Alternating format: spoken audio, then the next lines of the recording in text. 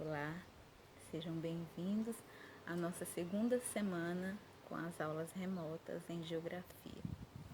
Semana passada nós trabalhamos o espaço geográfico e toda essa configuração que é o espaço geográfico. Essa semana nós vamos trabalhar essa transformação no espaço geográfico por meio do trabalho humano. Vamos lá? Tenham uma boa aula. Nas paisagens ficam registradas a história e o modo de vida das sociedades que vivem ou viveram em determinados locais.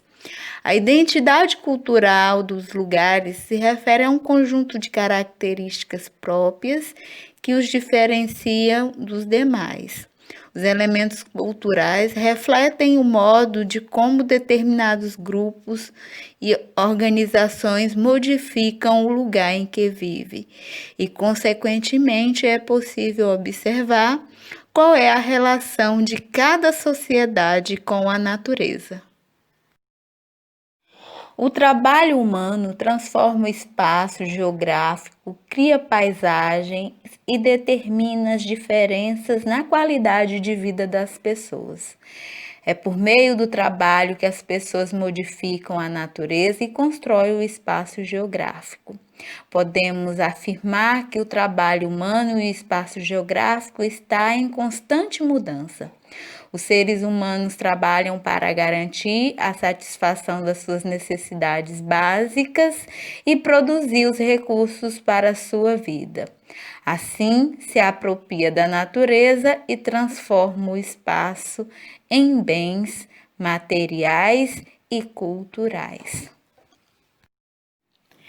As intervenções humanas podem modificar a paisagem, degradando o meio ambiente ou recuperando-o de impactos causados por fenômeno natural pelo próprio ser humano. O desmatamento, por exemplo, pode fazer com que os animais que vivem na região impactada tenham de buscar alimentos em outras áreas, nem sempre encontrando. Assim, há risco de espécies animais e vegetais desaparecerem, mesmo antes de serem conhecidas. Com a retirada da vegetação, o solo também fica exposto à ação da água e do vento. As enxurradas, por exemplo, além de retirar os nutrientes do solo, carrega detritos, fragmentos de rocha, preenche o leito dos rios e assoreamento, causando transbordamentos de suas águas e inundações. Para realizar as atividades agrícolas, os seres humanos exploram o solo, intensas áreas de nosso planeta, onde a vegetação original é derrubada para plantações de uma lavoura no lugar. Além disso, o solo pode perder a sua fertilidade. Produtos químicos, fertilizantes e agrotóxicos usados incorretamente podem infiltrar-se no solo e contaminar lençóis de água subterrânea.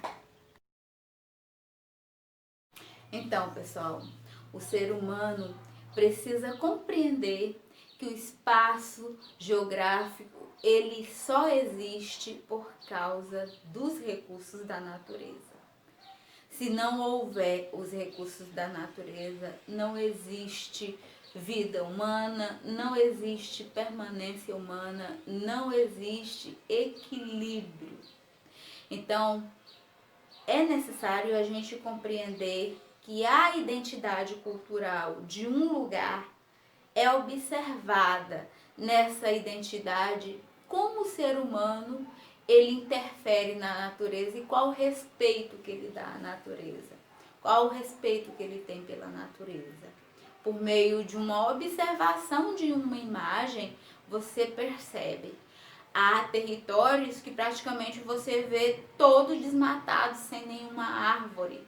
Isso significa dizer que a população daquele município não tem respeito nenhum da natureza se apropria de forma inadequada. Bom, eu queria que vocês observassem ainda por cima esses termos aqui. Intervenções humanas. As intervenções humanas, elas são ações antrópicas. Toda ação de impacto que o ser humano cria ao meio ambiente, à natureza, é chamada de ação antrópica. E é preciso a preservação do meio ambiente. E para essa preservação do meio ambiente, existem as unidades de conservação e preservação dessa natureza. Elas são divididas em duas e elas são fiscalizadas pela Secretaria do Meio Ambiente, que é um órgão federal. Esses órgãos federais, eles organizam as fiscalizações, igual, por exemplo, a ANA, que é a Agência Nacional das Águas, só usa a fiscalização da parte hídrica. O IBAMA verifica a questão da fauna e da flora. Então, existe essa parceria nessas secretarias.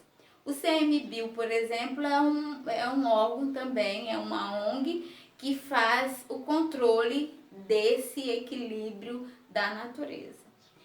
Então, vamos conhecer essas unidades. As unidades, elas são divididas nessas duas estruturas aqui, ó. Unidade de uso sustentável, que as pessoas podem utilizar os seus recursos de forma equilibrada, uso com equilíbrio, e a unidade de proteção integral. Aqui, nessa unidade de proteção integral, é proibido a entrada de pessoas, é proibida a exploração de recursos. Existe toda uma fiscalização rígida para proteger a natureza. Então, gente, por que é necessário buscar essas maneiras de proteger a natureza? Porque as gerações futuras precisam conhecer os recursos da natureza que nós conhecemos e também se apropriar desses recursos da natureza para formar os seus espaços geográficos. Bom, eu espero que vocês tenham gostado, tá? E que vocês produzam o espaço geográfico de vocês de forma digna, estudando, buscando conhecimento para se apropriar desse espaço geográfico com sabedoria, determinação e fazendo a sua família e todas as pessoas que envolvem a sua vida produtores desse espaço responsável.